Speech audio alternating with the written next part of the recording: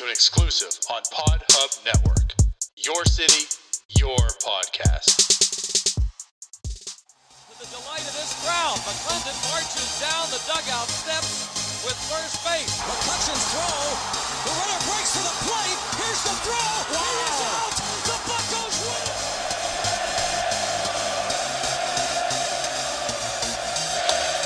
That ball's hit well to left center field. Back toward the track. And that ball is gone. You are listening to the North Shore 9 podcast. Follow them on Twitter, Instagram, and Facebook. Also, make sure to watch NS9 Live every Thursday on Twitch and help support by becoming a patron. Let's go Bucks! Good morning, everybody. Welcome to Starbucks. I am your host, Anthony DiNardo. With me, we got our co-host, Jim Rosati. Jim, good morning. How are you doing today? Good morning. It's good to be back in Louisville. Back in Louisville? What's that mean? Back in Louisville. Yeah. Took a few days off. Played some golf over the weekend. So, Looks yeah, it. nice little trip. Nice little trip. Watching the stream, it looks it, Jim. You're looking a little red there. The hat's matching the face a little. Yeah. So the thing about me is that, my last name, you would think I'm pretty Italian, but I'm actually probably more Irish than Italian, honestly. So I get burnt. My skin does not react well to the sun. No, clearly. Well, I'm glad you enjoyed your time, as we joked on Thursday night when you weren't on the show, out there having a good time in Fort Myers. Did you have a good time though? How was the golf game? You know what? It was great. Great time. The golfing out there is amazing. It was my first time actually in like Southwest Florida. Yeah. Since I was maybe like 5 or 6, but so I don't remember anything about it. But no, golfing was awesome. Beaches were pretty good. No, it was a good time. Yeah. Even the times you've come down for like spring training, you've never been down that far? No, like spring training, the furthest south we go is like Sarasota. Oh, really? We don't really go into the Fort Charlotte, Fort Myers area. So Interesting. Cool. No, it was fun. Nice. Well, we're glad you're back. We're glad that we get to talk Pirates baseball now. Since you've been gone. So Colin Moran got injured. I mean, the irony in that, seriously, did we not just have an episode last week where we were kind of talking about, one thing about this lineup is we've shown is the team has no depth, right? Especially offensively. And I feel like Colin Moran was what we used to point out. Like, what if Colin Moran got injured? Jim, Colin Moran got injured. Yeah. So now it's come to fruition. And this lineup just looks, absolutely pathetic. Just like we said it would. Like if Moran got injured, I think we joked as like you don't need to worry about, Adam Frazier gets on base and then you pick him off at first, right? And I was like, so Reynolds comes up, you just walk Reynolds and you're fine. Well, what's crazy is I think Sunday was like that first lineup that was real bad. Yes, against the Cubs. And and they won. They actually won. it came through. But yeah, that lineup was something. Like you got Kai Tom batting third. Jacob Stallings was batting cleanup. Oh man, that was rough. That was something to see. And of course, obviously, because this lineup looks so bad, right? The Cubs were about to no-hit the Pirates, and you're right. The Pirates just came out just letting it up. It's crazy that they won by 6-5 by 1 run. Yeah, they actually shaky there scored some runs. But right, I was like, oh, of course. They haven't scored over 2 runs in a week, and then with this lineup, they score 6 like in the first few innings. So obviously that was going to happen. Yeah, but then the Reds came to town. And then they did Reds things. Yeah. So but that maybe all you had to do was put Jacob Stallings in like the 4th or 5th spot, and now he's a home run hitter. I know, right? His second on the year, I believe. Yeah. The first one was assisted. Yes, that's You that's remember. right. That's the Yeah. one I forget who was it. Who was that Damn it. against? I feel like I it was forget against now. the Cubs. Was it? It probably was. It probably was. The way the Cubs season's going Yeah. this year. But yeah, Yeah. regardless, I mean, Colin Moran found a home run again, his second of the year. Let's talk a little bit about Colin Moran right now. Oh, jeez, Colin Moran. Yeah. Jacob Stallings. Sorry. Jacob Stallings. Yeah. I mean, we've known Jacob Stallings is a good defensive catcher, right? That's something we've talked about over time. But he's shown some offense this year. I mean, obviously we've hinted and talked about the walk rate, time and time again this year. I mean, that's still up there. He's still walking a pretty heavy rate, 19.8% of the time. His on base is a 368. But it's not as if like the average and everything else like kills you. I mean, he's got a 120 rate run created plus. He's 20% above average major leaguer, not even just catcher, just major leaguer. Yeah. This guy is putting up a solid start to the season. He is, and I think I think Pirates fans for the most part kind of knew that he's a pretty good catcher. I mean, we said it really all off season. Even the last few years when he's been just like a slightly below average hitter, he's been pretty valuable in the time that he's played. And now that he's getting every day at bats, you're seeing the offense actually is okay. And that is aided a lot by that walk rate. Sure. Because the power still isn't really there. The batting average isn't really there, but 368 on base percentage, that plays. So he's putting together a really nice season. Defensively, looking good back there too. Yes. Last night that caught stealing he had, that was a huge caught stealing in that ball game. And so that was good to see, because I think that was the one part of his game that he's kind of been struggling with a little bit. And I don't really know if that's his fault or if it's the pitcher's fault. You never really know. But no, he's playing really well. I mean, he's probably at this point, especially with Moran out, like he's up there with Frazier and Reynolds as the most valuable players on the team. Right. Now, I mean, that's not what you want for a contender. So that's not going to be good. But it speaks to like what his season has been. And you are correct. I mean, the defense has always been there. It's still there, and you're right. I mean, he's never been a complete offensive-minded catcher. It's not as if like he's JT Brubaker, right? Where, I mean, this guy can win you some games offensively. When he's up to the plate, you're excited. He's usually in the top 4 or 5, in your lineup every day on a contending team. That's not Jacob Stallings, but his offense would never hurt a team. That's kind of thing. His defense helps. His defense helps the pitching staff.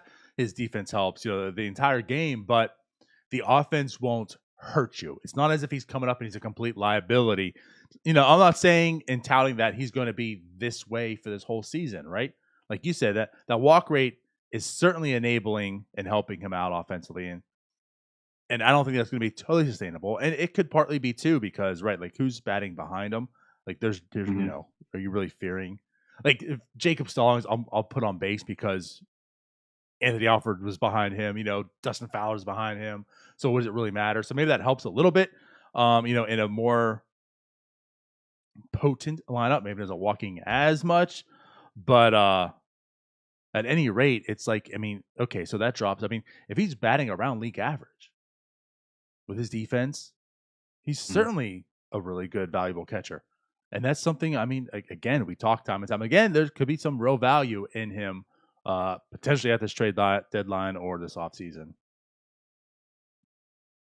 No, for sure. I mean, looking at the catching leaderboards here, I mean, the names that he's right there with, Mike Zunino, Salvador Perez, Yadier Molina. I mean, those are all names that.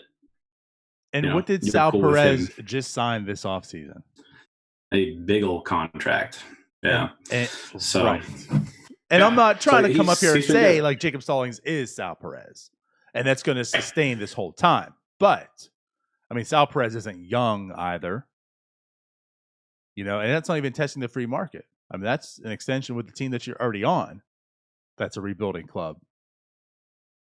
Which, with that said, also takes away another catcher in free agency for another team.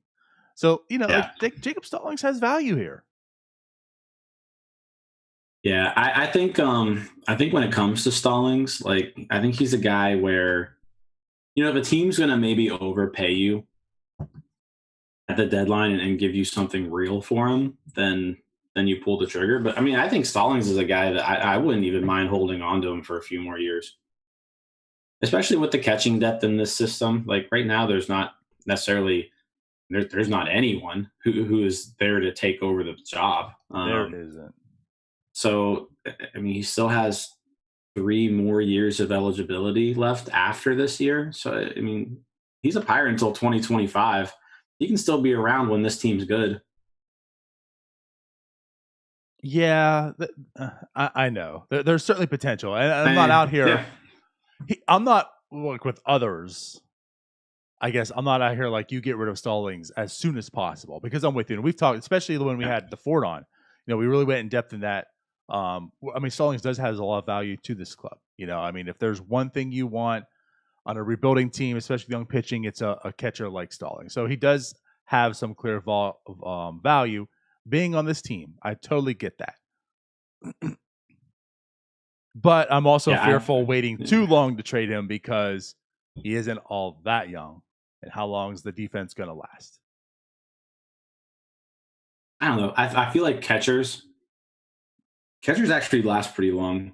Like, I mean, it's kind of a myth that they don't. And I mean, he hasn't really played a lot, so yeah, I'm more of the mind that Stallings, like, there would have to be a pretty big overpay for the Pirates to move Stallings. That's fair. That is certainly fair.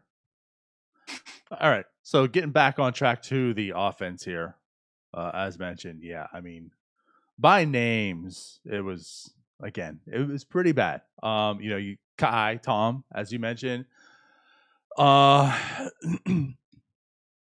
Frazier finally DFA'd, but in comes Troy Stokes Jr. Now, I know, that's kind of just a guy. I mean, we've had this run-of-the-mill guys, Alford's in and out, Fowler's in and out. They keep coming. Stokes is the new guy that's in. Do we have any type of excitement for Stokes? Spokes. Troy Spokes, by the way, is his nickname. Shout out to Kevin from Twitter. Yeah. Oh, man. I think there's maybe something there. He is still young, especially if you account for like last year, missed season. Would he have been in the majors last year? Probably. So he's 25 now. You look at his minor league numbers, his pedigree is good. He was a 4th round pick. So it's not like we're dealing with some guy who's just, finally made his way through the minors and he just kind of grinded his way through. I mean, he hit the ball. He actually showed some power in the minors too, which is, what you want to see. I think there may be something there. Like if people were excited about Anthony Alford, I don't see any, like looking at the pedigree, looking at the minor league numbers here, I'm not seeing much of a difference between Stokes and Alford. So I think it's one of those things where, you've got him here, play him, see what he can do. Now, I don't think this guy's going to turn into an everyday major league outfielder, but maybe he can be a contributor on the team. I think at this point, just throw him out there and see what he has. Doesn't hurt you right now. I mean, because who else are you going to use right now? Right. Yeah. So I am fully on board with the play Troy Stokes Jr. Until he shows you can't do it. I mean, I'm with you. I don't want to get suckered into here. I kind of mentioned that about Tom as well. At least Tom, he had a very, very poor showing his first couple games. And I feel like a lot of us hold that against him right now because he hasn't been good, but he hasn't been as bad as that. I mean, there's a lot of unfortunate plays on the bases, I felt like, for him. I mean, that first time he was thrown out rounding second, there's no point of that. But as I mentioned, that one time he was thrown out on third, when Kim threw him out, that was kind of an aggressive play. I think we kind of hammer him because of the previous bonehead plays he's made on the bases. That wasn't so bad. The defense has clearly gotten better, but again, you can't be as bad as it was. Offensively, I don't know, man. He's kind of weird. Like, it just seems like he can hit, but he gets on base all the time. He's like the epitome of, like, his strike zone is about this big because he's like 5'2", and he just stands there and just doesn't swing. So he gets on base by walks, and there you have it. I don't think that's going to last either. He hasn't shown me too much with the actual bat in his hand.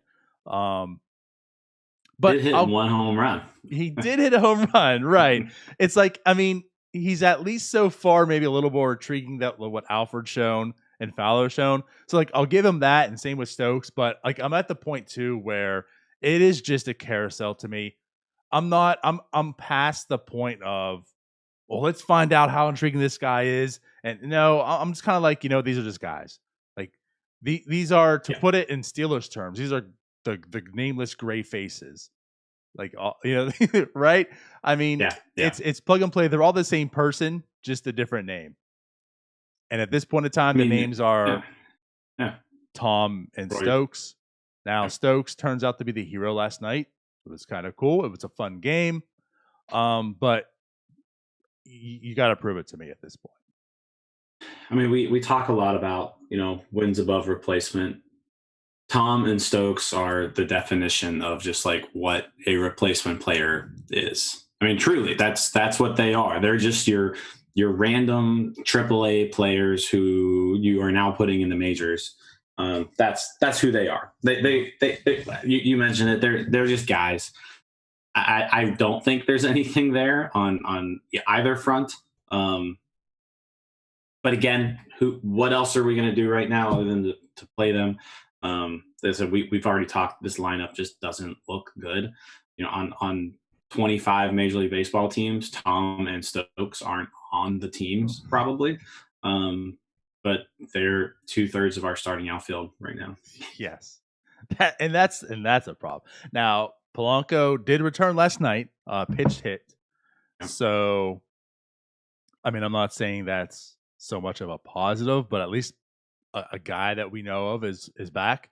It's Gregor Polanco. That's someone who isn't potentially just a guy, although his career is going towards that path, obviously, right? But there's definitely more talent in that 6'5" frame than in Tom's 5'2" frame. But they might end up being about the same production wise. Anyways, though, I mean, at least Polanco is back. And with that being said, that's the other thing too. Like when Moran went down, now beware, Jim. You might want to close your ears. And last night, even just dripping with power, just add it to it. Adam Frazier is the top slugger on this team. That's what we're dealing with. Is that real? That is real. Adam Frazier is the top slugging. And then next is Wilmer Defoe. So that's where this team is at right now. So now that Polanco's back, that also adds someone who can actually put the ball over the fence. So maybe there's a little bit more to this lineup at least. But yes, that's where we're at. Like, this lineup is pretty bad. Phillip Evans just hasn't been Phillip Evans. I put out some there too. Like, he seemed to be a bit unlucky. Like, I'm not over the Phillip Evans ride yet either, if we want to talk about him a little bit here. I know he came out to a really, really hot start, which carried over from his really, really hot season last year of 11 games. But he's cooled off. But with that being said, like, even though his numbers have cooled off, he still's hitting the ball pretty hard. What I put out there is, and I'm going off memory, I think he's like 13th in the majors as far as hard hit percentage. But then he ended up being like 138th, like with BABIP. He's been pretty unlucky. He's hitting the ball pretty hard. He's spraying it all over the field. So like, I'm not here saying like, Phillip Evans is going to be a great everyday player, but with how bad he's playing right now, I think he's still somewhere in the middle. I think he could be a serviceable player still. Yeah, and I mean, he's versatile. He can play a lot of positions. So, I mean, I think Phillip Evans still has – I think he still has value. Yeah. And like you said, he has been a little unlucky. And even with this huge slide that he's on, you still, people say a lot of time they use these arbitrary end dates, like since April 8th, this guy is doing this, and then they don't count what happened April 1st through April 7th, right? But you still have to count those stats. Like they still, like the infamous Pirates bullpen tweets. Yeah, like they were still they still happened. Like those things still happen. Like somebody said, I saw something the other day where it was like, outside of that 180-yard run that Barry Sanders had, he was held to 60 yards. Right. Well, you can't just say, you had that 80-yard run. That still counted. So it's you can't just discount what happened in those first 2 weeks of the season for Phillip Evans. Like they count. They are part of his statistics. And he was very good there. So yeah, that's lifting him up a little bit during this slide. But no, I think he's serviceable. He at least has, he can technically play a lot of different positions. And on this team, if we're talking about power threats, Phillip Evans is tied for the team lead in home runs. So you have to have somebody in the lineup who can potentially hit the ball over the fence from time to time. Right. Sorry, I feel a sneeze coming. I don't think we're good though. All right. So yes, you are correct. So yeah, I just wanted to point that out too. Like Phillip Evans has not statistically looked good, but when you look at his numbers too, like especially like the expected batting average and such, I mean, they're up there. So I think opposed to others, I think we need to be patient about Phillip Evans and not write him off as, well, he was the guy with a hot start and he sucks now. He's terrible. He's just a nobody. I think there's still more to Phillip Evans. I think by the All-Star break, we might be looking at him and saying, yeah, he's okay, But right. So Eric Gonzalez though, the glove looks good. We know the glove is there. The glove has really shined this year too. But man, he just cannot hit. Well, I mean, he swings at everything. He swings at everything. Yeah, he's not a good hitter. He has a 1.8% walk rate. He's walked twice this year, and 114 plate appearances. So yeah, he's got an opportunity. He actually technically qualifies like in the batting race. He's got that many plate appearances. Yeah, the defense is great. I mean, defense is good. And you can plug him third base, shortstop, wherever, and he can play the position really well. But yeah, offensively, yeesh, not good. No, not good. Yeah, so this lineup is just, like I said, it's very bad. Adam Frazier is just hitting the ball still, somewhat just of an anomaly. He loves that third base line. That's Adam Frazier Field at this point. Yeah. That soft spot right between the third base, shortstop, and left fielder. Yeah, that's his. He owns it. He's got it down to a science where like he hits the ball perfect, where it's a 70-mile-an-hour bloop right over the shortstop or third baseman's head. Like that's just what he does. Yesterday, finally hit one out, first home run of the year, barely scraped over the wall, but it counts. But yeah, I'd like to see more power, but if he's gonna hit 310, and just hit a bunch of singles, I'm fine with that too. He's been a bright spot. He's been a nice leadoff hitter for this team. So if he would stop swinging at the first pitch of every game, yes, he'd be an even better one. I am all for whatever he's doing. It's working. Continue to do it. Not everybody needs to be a power hitter, and so I guess that's Adam Frazier. Yeah. By the way, we got a comment. It says, I'm a Gators fan, but Jim's hat is fire. I don't know about that. It is fire. Cardinals. How much they pay you to wear that hat, Jim? I don't know. I'm representing for the draft. I'm representing Henry Davis, the number one pick, future number one overall pick. Well, obviously, I mean that's a position of need. We need catching, so we probably should take him at number 1, or just trade down and get him. Right. Yeah. And some people think that we should trade down and draft for need. So yeah, Henry Davis it is. There you go. If you want to listen to all the great sports takes around Pittsburgh, yes, let them tell you the trade the pick or pick for need, because that's how MLB drafts work. By the way, last time we drafted a catcher, that didn't work out too well. No, it didn't. Yeah.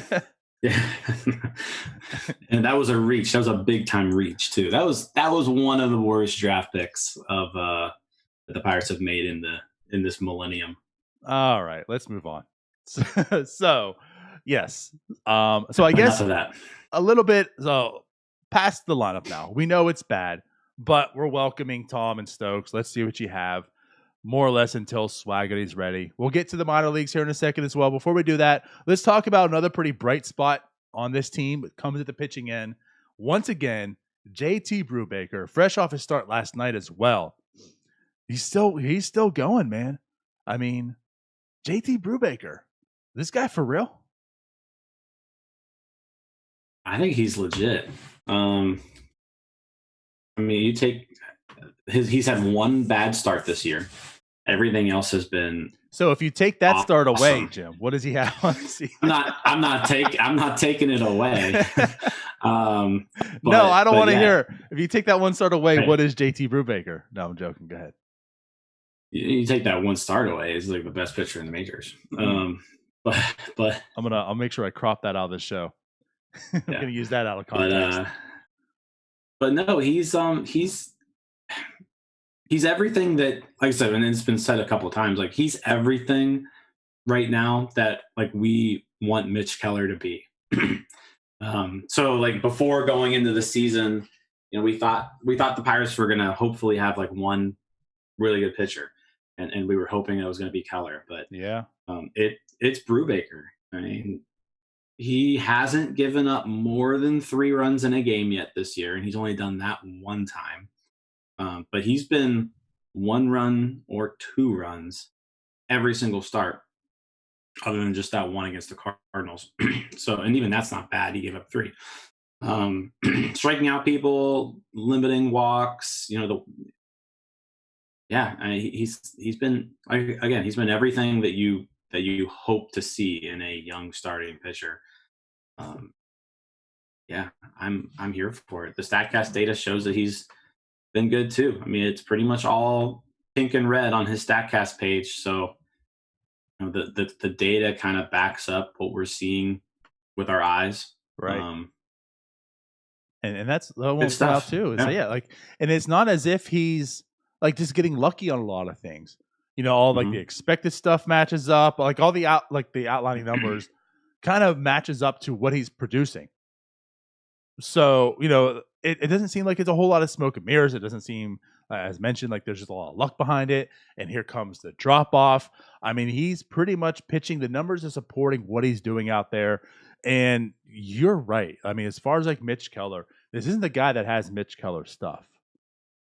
Or at least we thought. I'm not sure if Mitch Keller has Mitch Keller stuff anymore. But, you know, this is the guy who knows what he has and he knows how to use it, and he's not afraid. Like he challenges hitters. That's what we want to see out of Mitch Keller. Like that mentality, at least, is what Brubaker definitely has. And the stuff plays. It's not as if the stuff is bad. It's not as if it's like Will Crow or again, like Tyler likes to point out, like the comparison of Crow and Trevor Williams to a degree. It's not as like Trevor Williams who just doesn't have his stuff and he's got to hit his mark, stuff like that. Like, this isn't Brubaker. Brubaker has some good quality pitches as well, but it's not to the level of like a Joe Musgrove or like with a Mitch Keller, who we thought Mitch Keller was to that degree. But at any rate, it's still good enough. It plays, and I like everything about him. Just everything about him. Everything, you know. And what Tyler and I were joking and talking about a little bit on Thursday was, it's like I wish this guy was like 24 and not 27 going on 28. Like that's the one downside to him is, you know, and obviously because of injuries and stuff with his career, it sucks a little bit. Like I just wish he was younger and he could be truly part of like this next phase. He could still, you know, I mean, he has the control and all that. Like, I just wish he was younger. That's the only thing. But I love JT Brubaker. And I'm admitting it too. Like, I'm completely wrong. I felt he was going to be, again, much like Chad Cole, like a really good bullpen guy. But do we really want to see JT Brubaker in the rotation this year? Whew. Yes. Give me all the JT Brubaker. Yeah. Is he going to have this low 2 ERA for the whole year? Probably not. I mean, things will still normalize, but I think he's a good pitcher. I agree. I mean, I thought his ceiling was number 5 starter on like a bad team. Like right. that's what I thought. Like I thought he'd be a guy who was like a fringe starter for a 108 loss Pirates team. But no, he has proven that wrong. He is the best pitcher on this team right now. And like I don't think it's close. Like I mean, he's hands down. He's the best pitcher on the team. Yeah. And one thing I was going to point out too is you can joke and say, well, is that really a feat for the Pirates? But not to discount what Tyler Anderson has done. Like Tyler Anderson also has looked really good. So yes. Like there is a little bit of competition there to be the best Pirates pitcher on this team. A little bit. Right? Yeah. Just to point that out. There is. Yeah. Yeah. No, he's been excellent. Wildly outperforming my expectations. And I mean, he was always really good throughout the minor leagues. Like he's been on prospect lists all the way through it. So I mean, we've known about JT Brubaker for quite some time. It's just he kind of stalled right there in the upper minors with some injuries. I mean, that's kind of why he's 27 right now. Right. But no, I mean he's been good. It's hard to come up with any type of criticism against him. He's done everything well. And for a team that, gets reeling every now and then, he has been consistent. Yes. All year long. Yeah. Yes. I mean, think about that. It's the Reds once again. Every time the Pirates have faced the Reds, it's been awful. They lost 14-1, right? Monday night. I believe it's 14-1. It was 14-1. Okay. Yeah. If not, I mean, it doesn't really matter if it's 14-2 or, but 14-1. And right. And then JT Brubaker comes in and stops it, shuts down the Reds. Yeah, right. Again, I'm not out here boasting and saying JT Brubaker is an ace. JT Brubaker is a top of the rotation type of guy, but I'm fully confident, that he's not a number 5 fringe starter. Like he belongs in a rotation. There was some national guy yesterday who said he was an ace. I forget who he was, but it was floating around Twitter there. Well, he might be an ace of this team, but I'm still not going to put him up there with the Garrett Coles and Scherzers and all those guys. Not JT Brubaker. Not yet. If you're going to give me ace comps out there, you better give me a full year of like a 2-something ERA. And then we'll talk about JT Brubaker.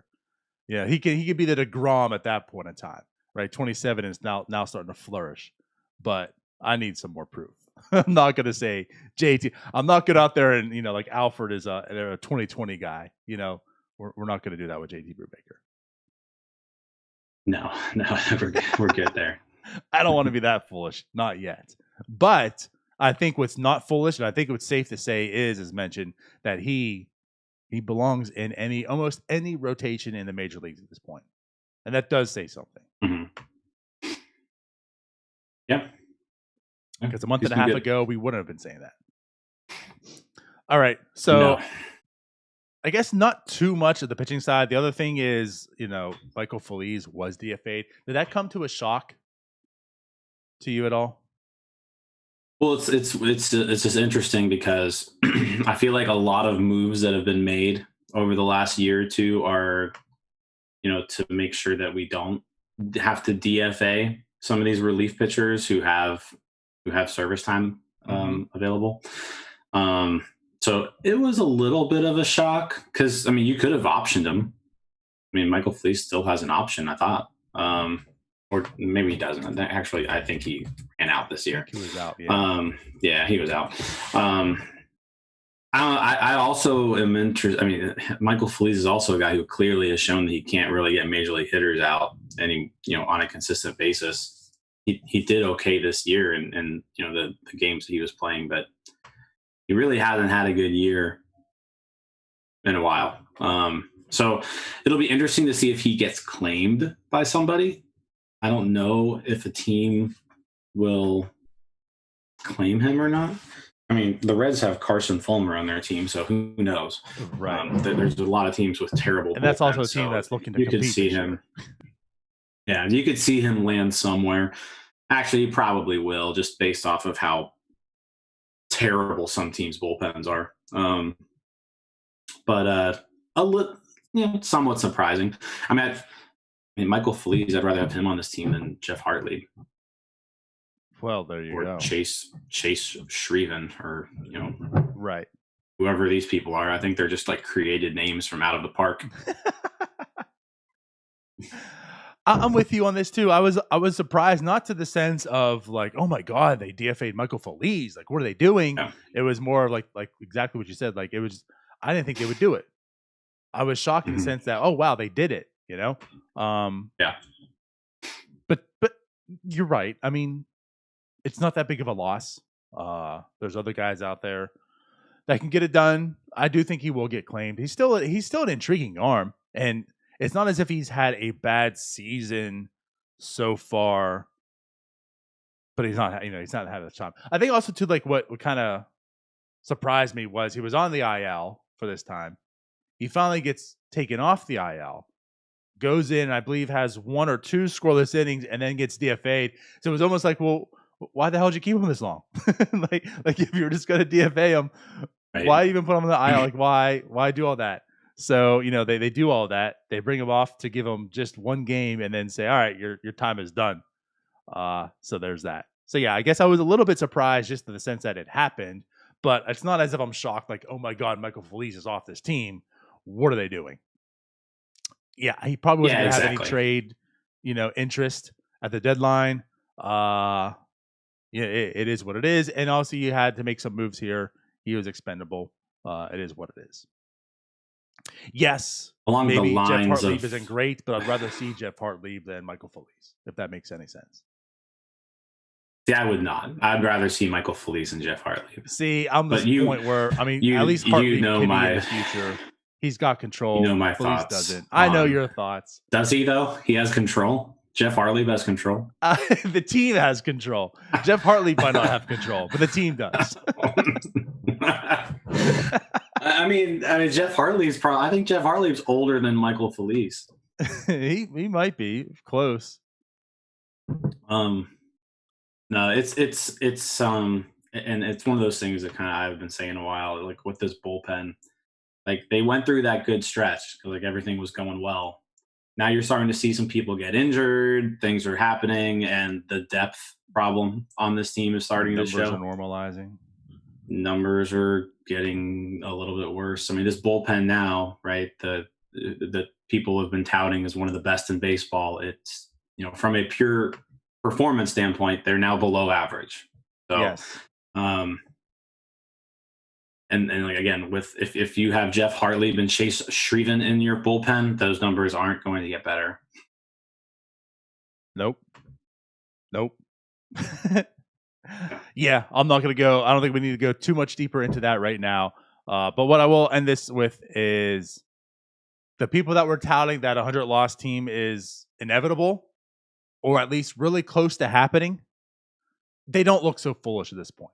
There was a very hot stretch where a lot of people were saying how foolish you guys were. I mean, even myself, I think you're foolish, Jim. But I also think you had a really low total on your wins. But even on mine, it put them at 101 losses. Yeah.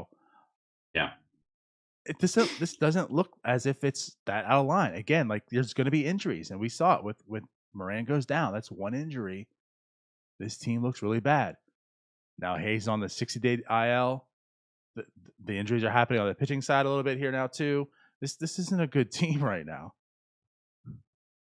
So yes, 100 losses still in play. That's for sure. All right. So if they're going to lose 100 losses, if there's not a whole lot of talent here, let's talk about the minor leagues.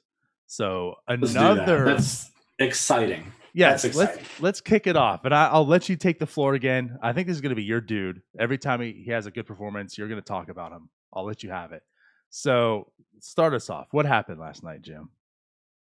Gosh, I said when Altoona released their lineup, I said it was Ronesy Day. So apparently Ronesy Day is going to be a thing now because, oh my gosh. Sure as hell is going to be a thing. The dude looked insane. So with me being in the Reds market, technically I can't watch Pirates Reds games anymore. Stupid. I won't get into all that. So I had the Altoona Curve game on, and I feel bad for these Binghamton Rumble Pony hitters, the Binghamton Rumble Ponies. I feel bad just because that's their name. That's a terrible name. They just had no chance whatsoever, and like it was one of these things. I'm like, man, these minor leaguers, they haven't played baseball in like over a year. They had to sit through the pandemic, and now they got to face Ronesy Contreras, who's just mowing them down. He looked impressive for the second start in a row. It was the second start in a row where he was just making everyone look silly. He threw 6 innings of no-hit ball. He walked 2 batters in the 6th inning. Those are the only 2 base runners he gave up. He struck out 11 for the second time in a row. So 2 starts now, both scoreless starts, both striking out 11 hitters. The guy is dominating Double-A hitting. I don't know how much longer you can keep him in Double-A, and that's not necessarily saying like they need to promote him through the system. I don't know if like the Double-A organization will let him just keep embarrassing hitters like this. This isn't even fair to the hitters in Double-A to let him keep facing them. Like at some point, there's going to be like kick a him out. mutiny. They're going to kick him out of Double-A. He's so good. So, he's like that kid in T-ball that's just way too big, right? And all the parents are like, no, he's got to move on. Right. It's like he's Danny Almonte in the Little League World Series. There you go. But no, I mean, at some point, I got to imagine it's pretty soon because he is just flat out dominating these guys in Double-A. I expect to see him in Indianapolis pretty soon. And then sticking with Altoona, O'Neal Cruz, first home run of the year last night. So that was also good to see. Yes. But yeah, that's the curve are pretty interesting there. Indianapolis still not as interesting. They have one interesting hitter. Before you get in there, I just want to bring something up too, because again, like the Contreras. I mean, that's 11 innings on the year, 5 hits, 2 walks, and 22 strikeouts. 22 strikeouts. Yeah, he is making Double-A look silly. But also, let's put it this way: when you look at MLB Pipeline, he's the number 20th prospect for the Pirates at this point in time. He's making that look silly. He's making that look silly. Yeah. Yes, I know it's just 2 starts, but that looks dumb. And I guess I'll wait. I'll bring this up a little bit later. We'll talk about some more prospects. So yeah, I guess if you want at this point, go ahead and move on to Indy now. Well, I mean, I guess we can talk about the trade, right? Like the Tyone trade. You want to talk about? Okay. Let's go ahead, because I mean we can also bring up in the same game Kanan Smith hit a home run yesterday too. So one of the hitters involved in that trade. I mean, so you're now looking at, we've seen Yajure a few times, right? And he looked pretty good in his first start. Mm-hmm.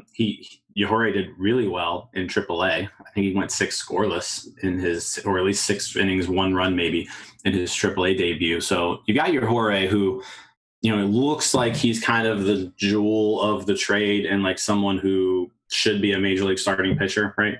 Right. And then you've got Contreras here, and I wasn't super high on Contreras. Like I'll admit, like when the trade happened, I was like, this is probably like a throw-in, right? Well, right. Yeah. But holy moly, he looks good.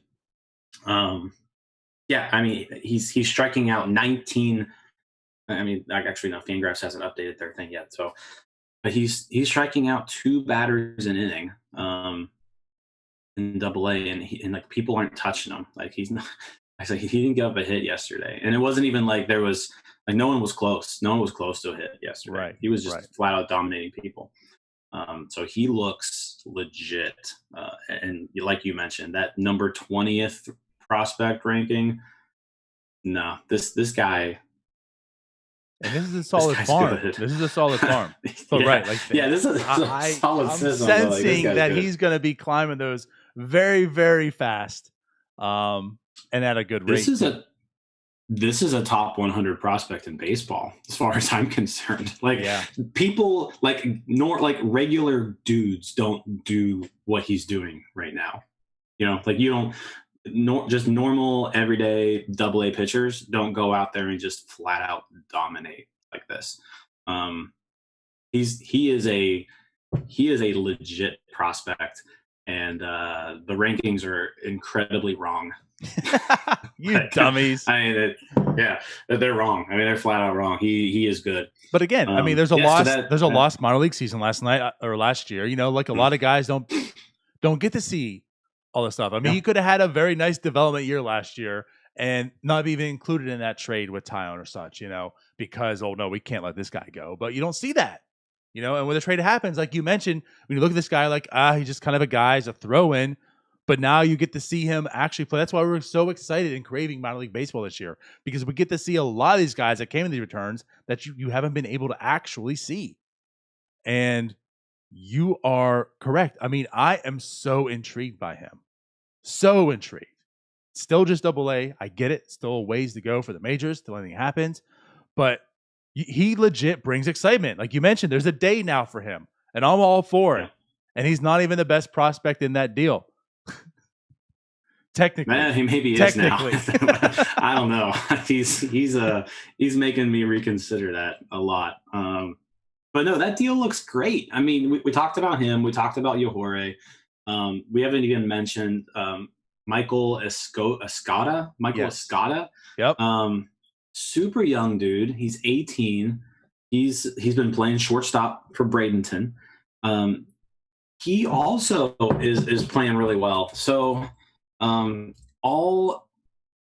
think that's everybody from that trade, but all four guys from that trade. And I know it's still early, and we're 1 week into the minor league season. But like Yajure, I feel like it is pretty close to like we know what we got there. You know, I think Yajure is a back end starter. Mm-hmm. Like I think that's what he is. But like Contreras looks good. Kenan Smith and Jiba, I think he added that to his name over the offseason here. Hitting the ball really well in AA, and from all the scouting reports we saw from him coming over, it was basically like, hey, this dude can hit. And that home run he hit was a monster as well, by the way. Yeah, crushed it. And then you got Michael Escada, 18-year-old shortstop. So you know, international signee out of the Dominican, and you know, one of your dudes, you know, somebody you love as far as, you know, international money, right? That's right. But doing really well so far this year. I mean, it's 5 games, but he's hitting .421 with a .522 on base percentage.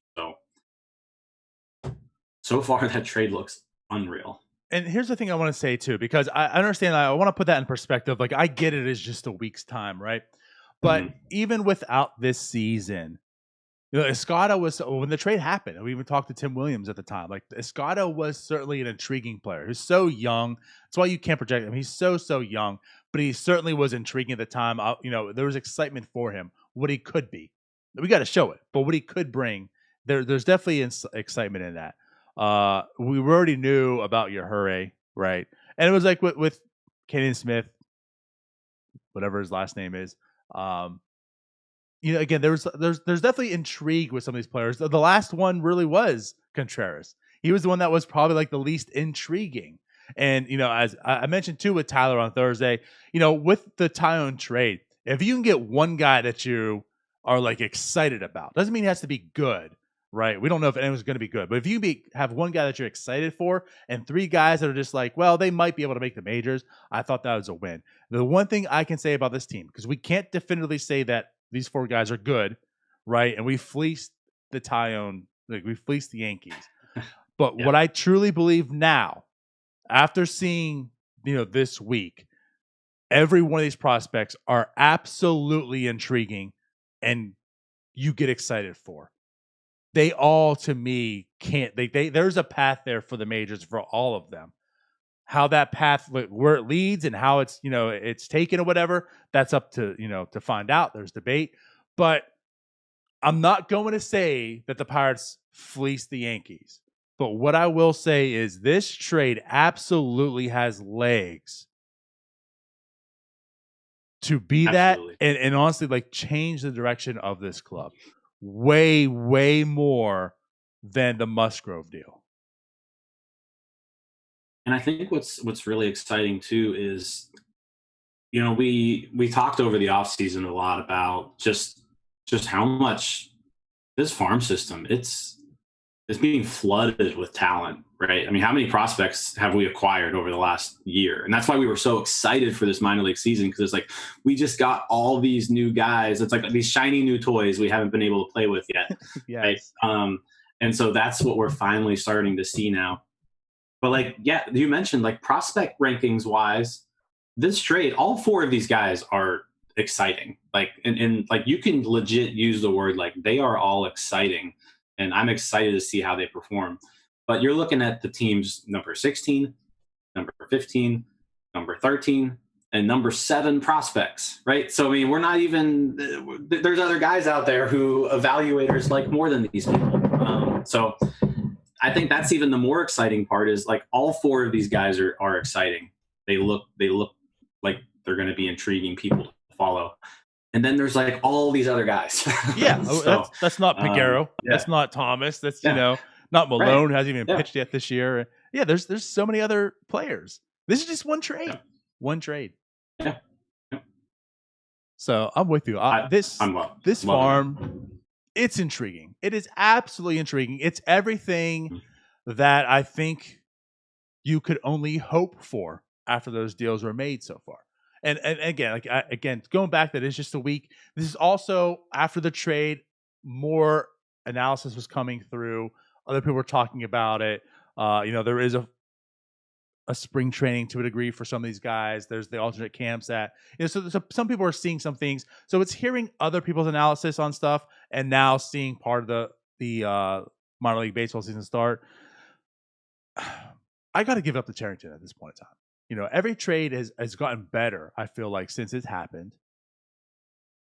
And these prospects are showing it. It's wonderful to see. And they're this team's not done yet. They still have the number 1 overall pick coming this year, and potentially next year. Yeah. So it's exciting right now. For sure. All right. Well, we talked about Indy, talked about Altoona. What about the low minors here? Yeah. So Greensboro, Liva Piguero couldn't get off to a better start this year. Just crushing the ball. He did leave the game Sunday with an injury. Yep. He was in the lineup yesterday, but was a late scratch. So hopefully that just means he's got something, and it's just something that's going to linger, and he's day to day. Hopefully we see him back in the lineup here soon. That's kind of how I'm taking that. If he was penciled in the lineup to begin with, it means he's probably pretty close to being back, hopefully. So look for that today or tomorrow. Kind of one of the things you want to follow is Piguero, if he's back in the lineup or not. Because, man, same thing with him. Shiny new toy. We actually got him last year, right? And didn't get to see him last year because of the canceled minor league season. Yeah, he stayed in his package. Imagine that as a kid, right? You get a toy and you just have to keep it in the package for a whole year. That's what happened with him.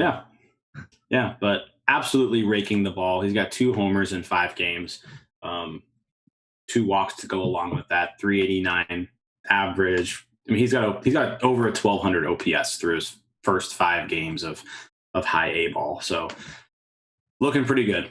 And him and his double play mate, Nick Gonzalez, first round pick. So far, everything you want to see out of him. We were told he could hit. That's what he's doing.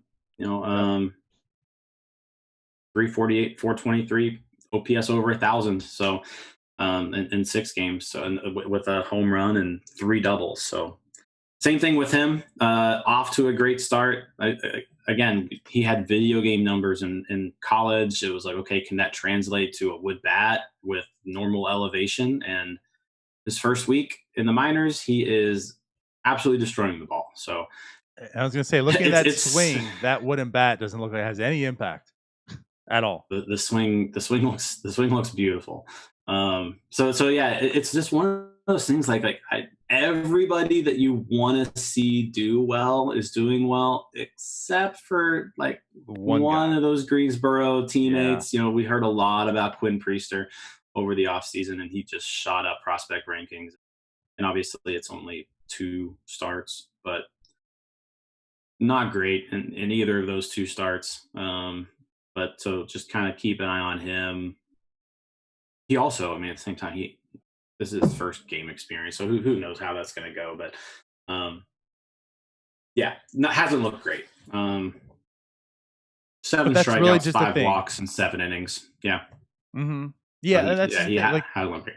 It hasn't, and you can say the same thing. It's just been 2 games for him on the bad side. Mm-hmm. But you're absolutely correct. Like, of literally every prospect, everyone of real interest, he's the only one that hasn't got off to a start where you're like, wow, this is pretty cool. That's it. Like, the only prospect. There's a lot of prospects that Charrington has acquired right now. So he's really the only one. So that speaks volumes. And he could definitely turn around. And some of these guys we are talking about that have great starts, they could also turn around and not be, as good later on. But I'm certainly, so that's just these guys too. Let's also, there's a catcher. There is a catcher in our system. You'd be shocked, but there is a catcher in the system, which came to a trade, which I think we all of us also once again said why, right? That's why they do that. They should have just kept Lucchesi. Well, they made the deal. They flipped him. They acquire this catcher. Jim, take it away. And Andy Rodriguez, just like a throw-in. All of a sudden, this third team gets thrown into this Musgrove trade, and they send us Andy Rodriguez. Switch hitting catcher through 6 games. He's got 2 homers. He's hitting .391. He's got an OPS over 1,200. So again, it's really nice to see. 20 years old again. So a lot of time to develop here, but we're just crushing the ball in Bradenton. So yeah, all these trades are looking good. And to kind of go along with that trade too, Hudson Head was in that deal. He's also in Bradenton right now. Same age, 20 years old. He also off to a pretty good start. Okay start. 631 OPS, 261 batting average, 370 on base percentage. But I know last night, I think he had 3 hits last night. Two hits, 2 walks last night. 2 hits last night. It was a good game. Yep. Yeah. Okay. But he looked good last night. So hopefully he's starting to see the ball a little bit better, and he can start picking it up as well. But everything looks good from the minor league system. It's nice to see all these players that we were excited about finally play, and for the most part, everybody is either meeting expectations or exceeding expectations. Yes. Couldn't as Pirate fans, and even also maybe this is of note. So Charrington was in Altoona last week, and it more or less was like, this is going to be a thing. Like, he is going to go travel to all the minor leagues. Like, there's going to be this line of communication. I found that to be kind of interesting because not that I recall, you remember, Neil being at all the different minor leagues and such. And this is the very first week of the season, and he was there in Altoona. So I thought that was kind of cool. Yeah. Keeping tabs on everyone, communication, talk to them. Maybe I guess it's like make the major leagues. It's not the first time you're meeting the GM. So I found that to be kind of cool also from Charrington's side. Yeah, and it's exciting to have the major league team is what it is, right? I mean, they've been fun to watch at times this year, but like we all know that they're not going to be competitive like in the long run, right? So I mean, this is something that you can kind of follow along on nights. Like, I mean, you still maybe watch the major league team, but if you're on Twitter, you're seeing some minor league updates and seeing how everybody's doing. The good thing about this system is that they've got so many prospects that are interesting that, every night, I mean, every night something's going to happen, like for one of your top prospects. I mean, there's 20 guys in the minor leagues right now that are like super intriguing. So there's going to be something happening every day in the minor leagues that you're going to want to know what's going on. That's very true. So that's nice to see. And it seems like, I would say I'm going to give them a plug here because they've been awesome so far to start the season. But if you're on Twitter and you're not following @TalkPirates, Pirates Prospect Talk, that account, they tweet out highlights of minor league games and like the major prospects and what they're doing. Follow that Twitter account. It's been excellent this year. It really has. Yeah.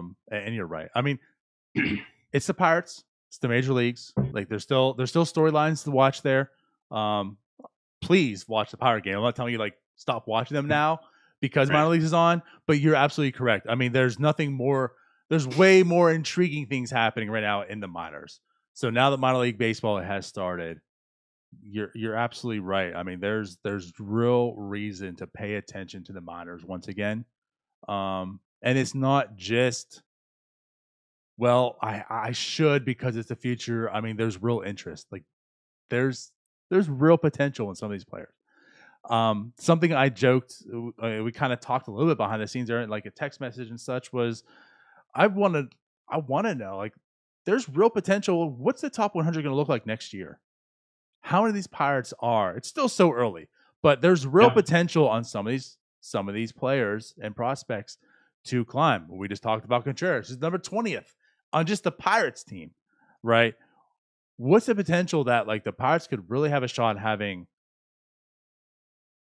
the 79 prospects in the top 100? Right. I mean, yeah, and especially if you include, like, they're going to add the number 1 overall pick this year, so there's one automatically. Right. no matter who it is, there's going to be one. I mean, unless they like pick the number 40 guy in the draft or whatever. But yeah, I mean, this farm system, when these prospect rankings come out, like during the offseason this year, I mean, you have the potential of a lot of these guys moving up. And they're not going to, I mean, Brian Hayes is going to be the only one really to graduate. Maybe Swaggerty, but he's also not a top 100 prospect anywhere. And we didn't even mention Swaggerty. Great start so far to AAA. Hit his second leadoff home run last night as well. So he's somebody who, we've been talking about a lot over the offseason as we probably anticipate to see him this year because there's really, I don't think there's anybody holding them back, right? I mean, Travis Swaggerty is probably going to be the one to dictate when he makes the majors. It's not going to be anybody ahead of him. So I mean, I think we're going to see him. We could see him pretty soon, I think. But no, it's exciting to see because there's a lot of these guys who could creep into the top 100. I think for sure. Yeah. I mean, again, don't listen to us and say there's going to be 9 prospects. What we are saying, though, is there's definitely potential in some of these guys because we are seeing it so far. We are absolutely seeing it. And Contreras, to me, is number 1. To me, he's the most exciting prospect I want to watch every day. Well, every 5th day. Obviously. Every 5th day, yeah. But so far what he's doing is just, wow. I'm ready for him to go to Indianapolis, too. What can he do there? Yeah. But... All right. Well, let's keep it too long. I guess to wrap this up, anything else that you wanted to touch on or talk about or bring up? I think that's it. That's it. I think we're good to go. Yeah. All right. Well, with that said, enjoy your day. We'll be back tonight with some more Reds, Pirates, and then we will be back tomorrow for, today's Wednesday, for NS9 Live. So we'll see y'all later. Bye-bye. Later, guys.